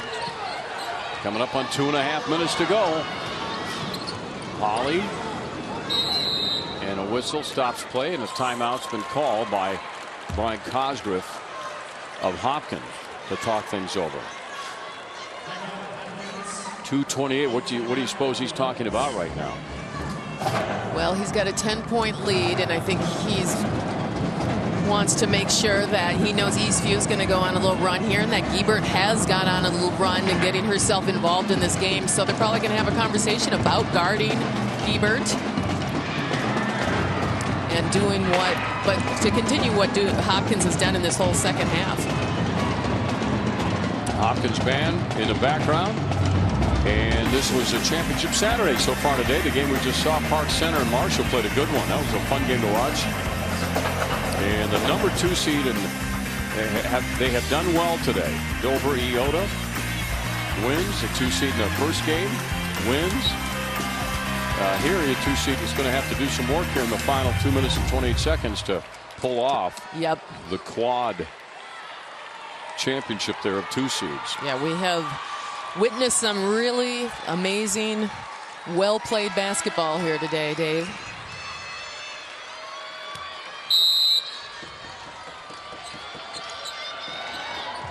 Hopkins with the basketball now. A trap at the top. The ball's knocked loose. Trammell has it. Giebert guarded by Bates. Giebert can make a quick move to the hoop. She gives a screen to Hannah Metoxen. Metoxen dishes it out and knocked out of bounds by Variah Livingston of Hopkins. Reinke, the sophomore, will inbound the ball. They've shut her down in the second half. All her points in the first half. Trammell to the hoop and tries to pass it over to the corner to Metoxen, but the ball knocked out of bounds again by the quick hands of Hopkins. Yep, they're all over the place right now, and let's see if they can stop this possession from Eastview from happening. Lightning with the basketball. There's a foul on Bates. Giebert right back at the free throw line.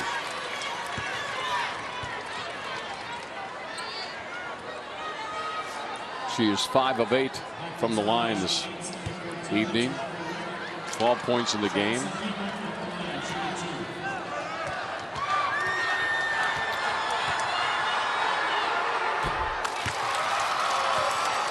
Cuts it to 9 with that free throw. Eastview just has to be remembering last year's championship as they were working their way back into that game as well. And she really sparked it. Yeah, she really did, and we're starting to see her pick up her game again, so maybe that's when she plays best, at the most important moments. Starks outside. Winston to the basket and can't get it. Rebound, knocked out of bounds. Lightning basketball. 1:55 left. That's a lot of basketball time for Eastview. Timeout call by Eastview. Minute 55 to go. So now what's Coach Giebert saying to her squad over there? I think they want to continue with what they're doing, is looking for their best shot, but having that include Madison Giebert and her ability to get to the basket and get to the free throw line as well. Let's check out tonight's play of the game, brought to you by Catholic United Financial. Life insurance, annuities, and retirement products. I had a feeling our play of the game would have something to do with Nia Hollie as she turns her defense into her offense. Right down low, here's the steal. She tips it, stays on the court. Very nice. You don't see a lot of people going coast to coast like that, Dave. The ability to ball handle, get down court, get your own steal. She kind of was having a good time out there on her own. 23 points tonight. So Eastview with the ball now. And a minute 55. And Hopkins needs to continue with their good defense, but trying not to foul. They do not want that clock to stop. Reinke gets past the defender, and she's going to push it down. Got a 2-on-2 off to Trammell. Trammell's trying to spin and get that layup. Follows her miss. Goes up with it, and persistence under the hoop and a quick timeout. So not much time ran off the clock there, and now all of a sudden a gap of 6 between these two teams. Yeah, I'll tell you what, I think Melissa Giebert is such a great coach, and she's so, you know, she has a great basketball IQ. She knows exactly what she's doing, and she's calling the timeout, and she's setting up her play, and then she doesn't want any time to go off the clock. They push the ball down court, and look at how her team gets down so quickly. And then Trammell really goes to work down here. She's actually had a really nice game. 4th straight state tournament appearance for the Lightning.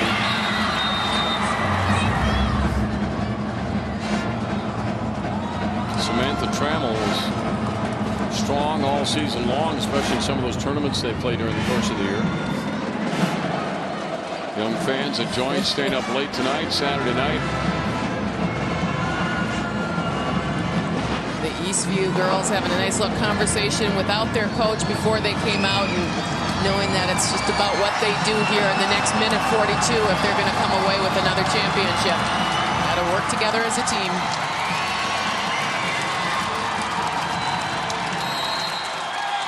So the ball is in the hands of the Royals of Hopkins. And T.T. Starks trying to get it in bounds to Hollie. Back to Starks. Winston up to Hollie. Hollie will push up, got a 3-on-2. Ball knocked loose momentarily. Minute and a half now. There's a trap. Livingston across court. Dangerous pass. And then a foul. Schlosser just got caught with the contact. Yeah, and she saw that there was a possibility of a steal there, and she had to go for it. So T.T. Starks tonight, another strong game by her 15 points. She's only been to the line once tonight, and she made that shot.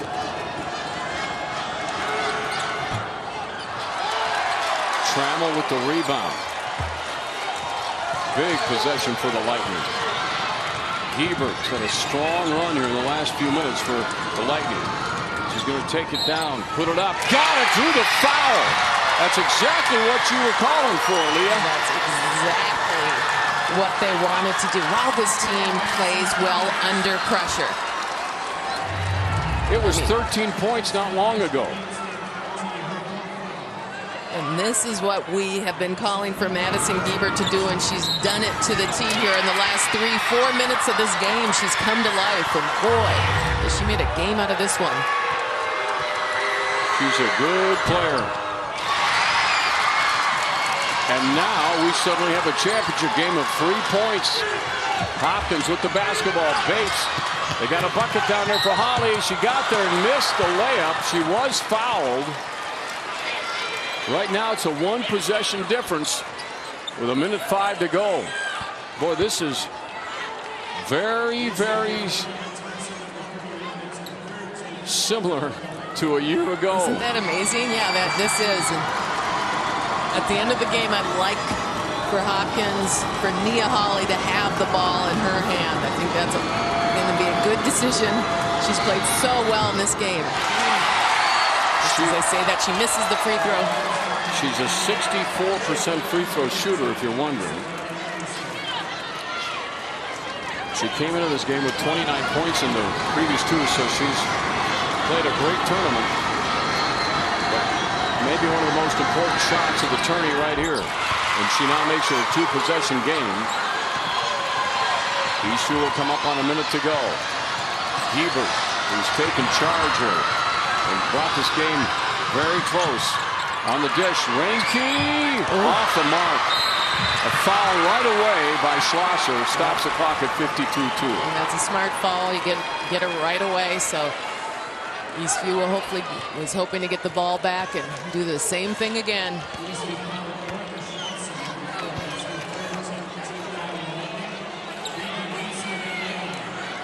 Mom and daughter having a conversation over there. Probably not mom on the sideline though. Not right now.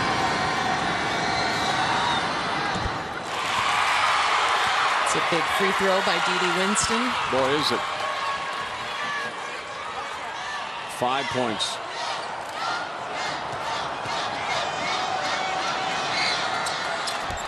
Got them both under pressure there. Winston, no problem for her. And now Giebert guarded by Woban. Maddie, a little steady step out there, trying to go left side. She does, rolls to the... She's amazing. She's just taken over. Timeout, or is it a foul? I think it's a foul. It is. 4-point difference, 35 seconds left. And Starks will go down. It's almost the exact same scenario as last year as far as Maddie Giebert goes, is that she started off slow and then comes on big in the most critical moments of the game. Yeah, she had 3 at halftime. She has 16 in the second half. T.T. Starks got that one. So that makes it a 5-point difference. Well above her season average right there. At the right time, too. Lightning. There's Giebert. Well, she's got to go. Looking for the pick. Woban goes around it. Giebert. She likes that left side. That shot won't go. 22 seconds left. Almost stole by Reinke. Now no one can catch Nia Hollie. She's going to bring it back outside. Fouled by Hannah Thompson. 12 seconds. Wow.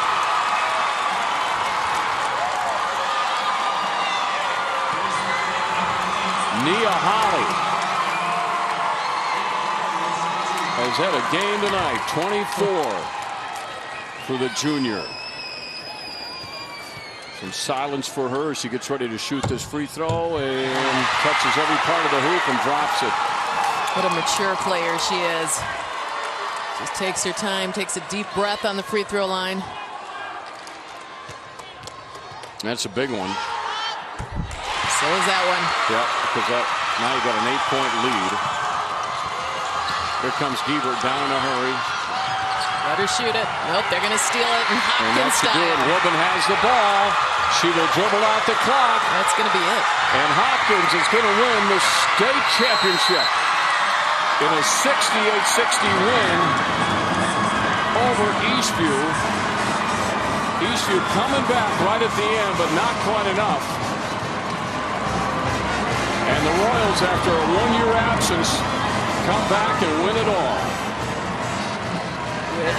Which may have been their best all-around team from 1 through 10. What a great, amazing group of athletes, coached so well defensively. Something that I've not seen in girls basketball, the way they play defense. Look at that. 5th state championship in last 10 years. It's good to be a Hopkins Royals fan.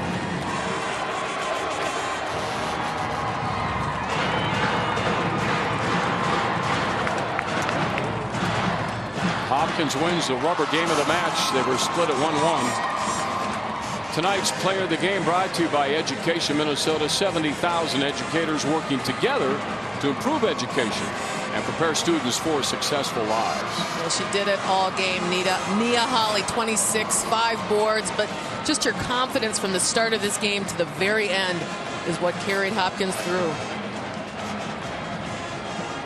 Before you get ready for the award ceremony here tonight on a busy day at Williams Arena, and Eastview coming back.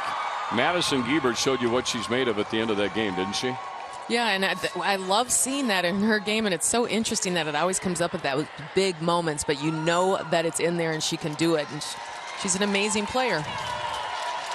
Let's head over to Dave Giles for the award ceremony. Ladies and gentlemen, we would like to begin our awards ceremony. At this time, we'll present the 10-member Wells Fargo All-Tournament team, chosen by members of the Minnesota Girls Basketball Coaches Association.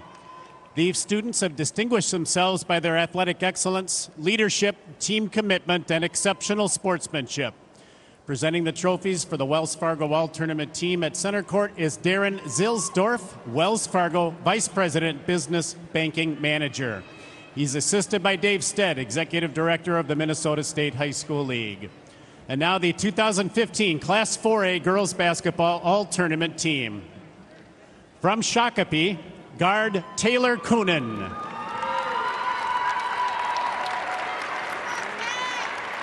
From St. Michael, Albertville, guard Bobby Brendifer. From Eastview, guard Madison Giebert. From Eastview, guard Samantha Trammell. From Eastview, guard Rachel Ranke. From Eastview, forward Hannah Matoxen. From Hopkins, guard T.T. Starks.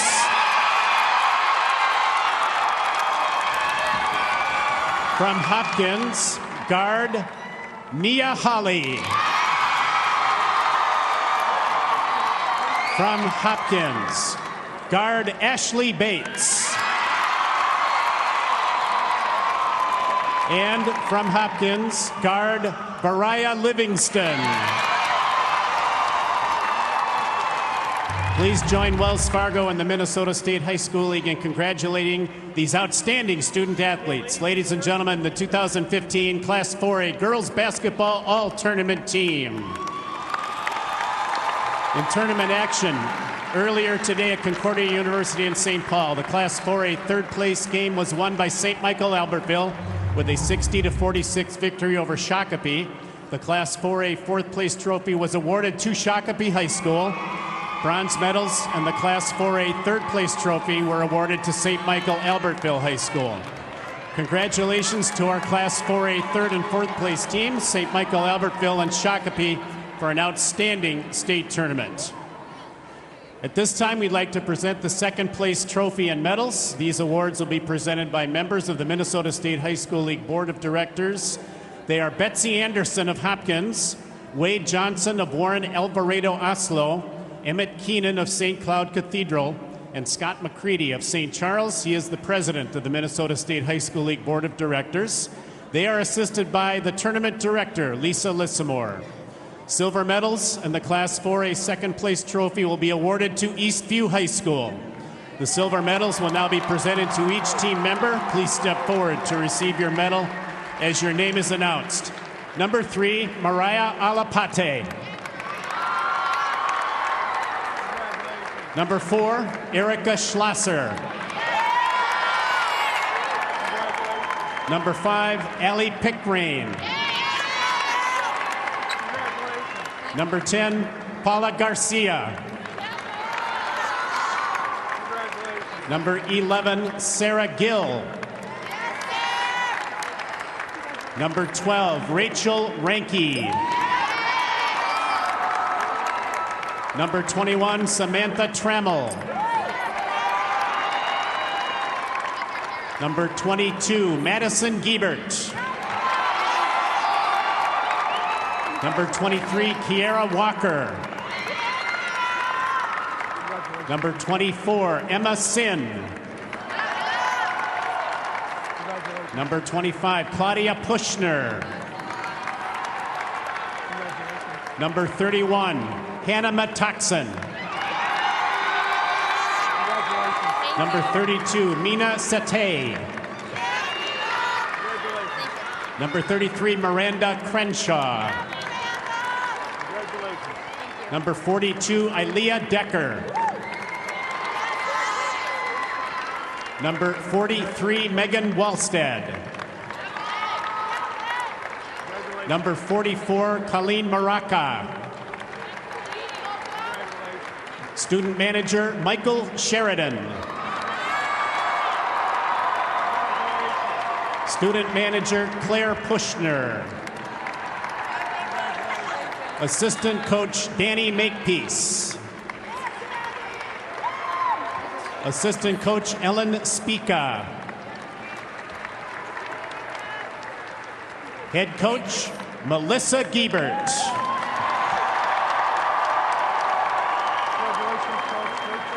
And now will the captains of the Eastview team please come forward to receive the Class 4A second place trophy. Congratulations to Eastview High School. Second place, Class 4A girls basketball for 2015. Ladies and gentlemen, the 2015 Minnesota State High School Class 4A girls basketball champion is Hopkins High School. The gold medals will be presented to each team member. Please step forward to receive your medal as your name is announced. Number 0, Olivia Polinsky.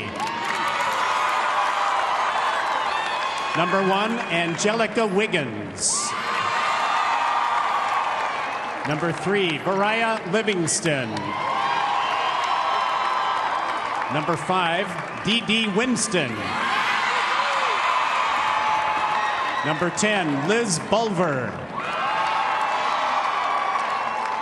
Number 11, Hannah Kleist. Number 12, Nia Hollie. Number 13, Kasia Wubin. Number 14, Ashley Bates.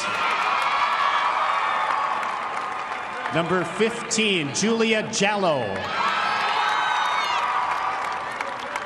Number 20, Bianca Williams. Number 21, Evelyn Knox.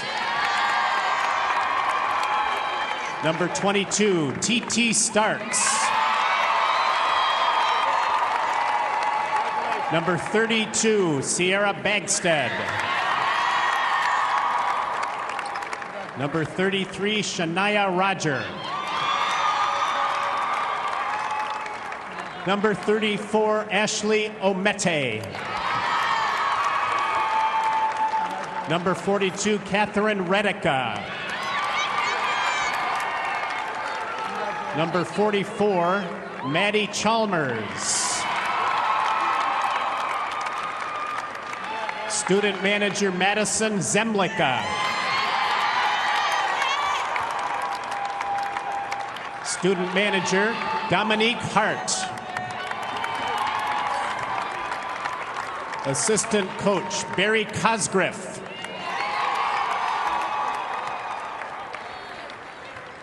Assistant coach, Gary Westman.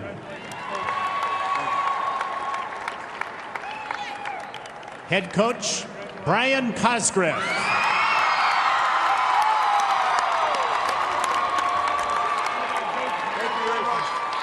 And now will the captains of Hopkins, the 2015 Minnesota State High School Class 4A Championship Girls Basketball Team, please come forward to receive your championship trophy. Congratulations to Hopkins High School State Champions, Class 4A Girls Basketball for 2015. Congratulations, teams. Please join the Minnesota State High School League and Wells Fargo in congratulating these athletes and their schools for their outstanding participation in this year's State Girls Basketball Tournament. The award ceremony is now concluded. We thank you for your attention.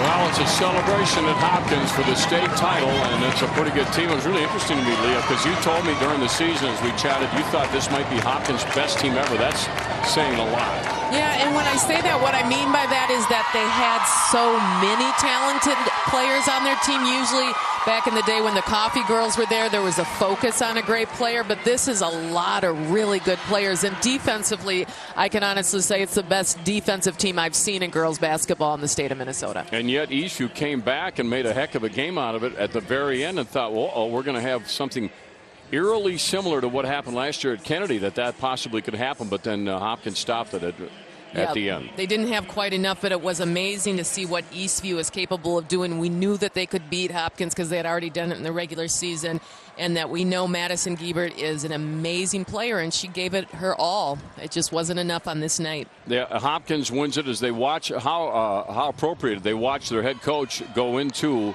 the Hall of Fame here just in a week or two, and so that timing and that was unbelievable. And then we had a lot of fun in the game prior to that, watching Park Center and Marshall match up again. I mean, here they are back in the state tournament for a rematch, and it was pretty fun to see these two coaches go back and forth with strategy, and that was a kick. And then we also ate a Borup. An undefeated season, Leah. It's tough enough to win a state championship. To do it undefeated, a little extra pressure, and they did it. Yeah, that was really fun, that Ada Borup team, and it was really fun to see Dave Smart back here. He's such a great coach.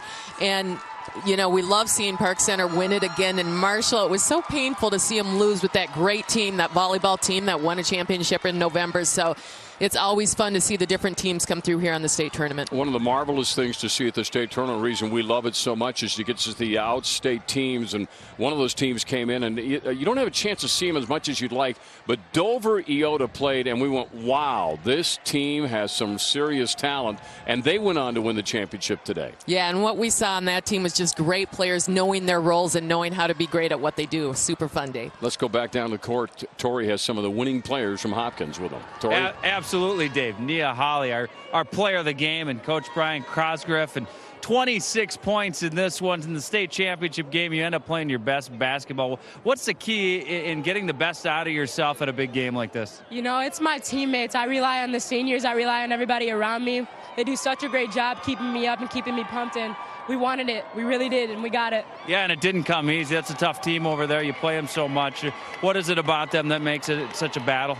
Oh, full out respect to Maddie Giebert. I mean, she's an awesome player. I played against her for years now, and they're really, really greatly coached, and you know they wanted it too, and they gave us a great battle. Speaking of great coach, you're standing next to a newly Hall of Famer now. What's it like playing for Brian Crosgriff?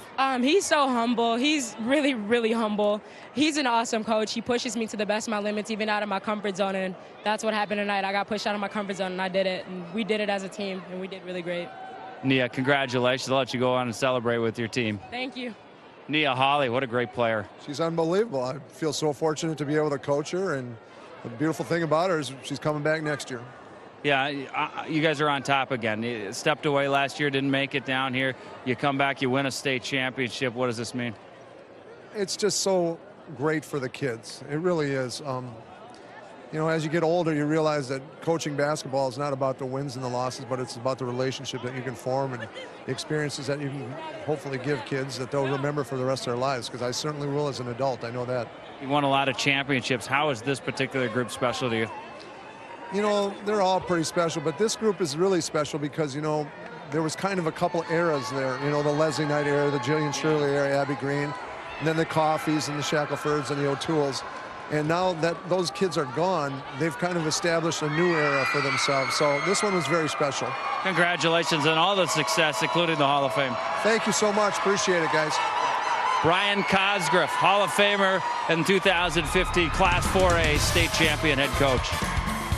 Great job, Tori. Much more to come here on the postgame show. And the state champions, there they are, as they found out with that win over a very good Eastview team tonight here at Williams Arena. Much more to come on the postgame show. We're not done yet. Stick around here on Championship Night on 45 TV.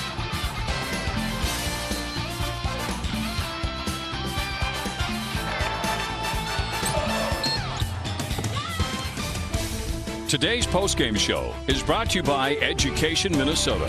70,000 educators working together to improve education and prepare students for successful lives. So Hopkins finishes the season 30-1, and they are champions of Class 4A. Maybe equally as amazing, Eastview finishes 30-2, and all three of the losses between these teams combined came against each other. Chris Long back with you here on 45 TV, along with Jenny Johnson and Marissa Layton. Jenny, your thoughts on Hopkins again claiming a title? Well, they sure did an excellent job in this game today. They're just so strong. In Eastview, give them a whole lot of credit. They had no quitting them. They didn't ever give up, and they pushed it to the very end. Marissa, your thoughts on that one? I think when you're at Eastview, when you look at this game, they didn't do anything wrong. Hopkins came out and shot 58% from the field in the second half. Hopkins did everything right in that second half to win this game. Yeah, and we'll show you the statistics in a second. Other than a little discrepancy in that field goal shooting, boy, I'll tell you, this game was dead even all the way through. Let's take a look at the highlights. Hopkins, they kept Eastview at arm's length all through that second half. Eastview led by 2 at halftime. Hopkins pulled out to a lead and held it, and what a performance by their 2 stars. Nia Hollie, 26 points, 5 rebounds, and T.T. Starks, 16 points and 4 rebounds. They just have so many different ways they can beat you, Jenny. Absolutely, and boy, hats off to Nia Hollie. She is so strong and so good with the ball in her hands that it's like when she had the ball, you just kind of figured she was going to score. And there's Hollie again. She's a junior. She'll be back. T.T. Starks, she's done. She's a senior, but she leaves with 4 state championships in the last 5 years. Hopkins are a three-peat, and they're back on top this year. Champions of 2015, they beat Eastview by a final score of 68-60, dethroning the reigning 4A champions. Let's take a look at the statistics that brought to you now and as they have been the entire tournament long by Minnesota corn farmers, feeding the world, protecting the land, and you guys both mentioned it, Jenny, the field goal percentage really the only difference across the board, even stats that you don't see on this board. Well, and that's exactly right, Chris. It was an evenly matched game throughout, and Hopkins just in the end made more shots. Marissa, impressive by both teams. Just a terrific fitting end to the basketball season. Yeah, Maddie Giebert really turned it on in those last couple of minutes. It's unfortunate that they couldn't have started that push a little bit sooner. We will wrap up our coverage of the girls' state basketball tournament here on 45 TV. After this, we will recognize our 4 champions in girls' hoops. So here is the honor roll. 4 champions for the 2014-2015 season. Ada Borup, a perfect 32-0, their 3rd title. Dover Yoda, first ever championship. They win Class 2A. Park Center, they've won back-to-back titles in Class 3A. And Hopkins, their 4th championship in 5 years in Class 4A. Let's wrap up things. We always like kind of doing this. Which of those 4 games really stands out in your mind from the 2015 Girls Championships? Well, I really enjoyed the Ada Borup Maranatha Christian Academy game, and in particular, I thought that Mickey Lee really stood out. She scored above her average in all 3 games and really led them to the championship. Marissa, your honor roll includes which team or which players? I loved the Dover Iota Sauk Center game. Anytime a team can make it to the state tournament for the first time and win a championship, Madison Nelson was a really, really impressive player for me on that team. Give my game ball to those 3 super softs on Park Center. They won a championship as 9th graders last year, 10th graders this year. They may have to move up to 4A next year, but we kind of talked about it. They just might be back here again, even though they move up a class next year. We'll find out. Final thoughts on the tournament here as things stand, Jenny? Oh, it was just a wonderful tournament. It's always so fun to be here because you know those kids are never going to forget this experience. Marissa? Same thing. It's a pleasure to do this tournament and get to see the best of the best at the Minnesota State Tournament. Thanks to you guys. It's always fun. One of the highlights of my sports calendar year every year, sitting right here with you guys. Thank you so much. The executive producer of the tournaments on 45 is Dennis Silva. The studio producer is Brian Monahan. Our director is Pat O'Connor, and the director of operations is Monica Doyle. Thank you to them and all the other people behind the scenes that bring all these tournaments to you on 45 TV. It's been a lot of fun. I'm Chris Long. Thanks for tuning in. Put your hands up, come on, put your hands up.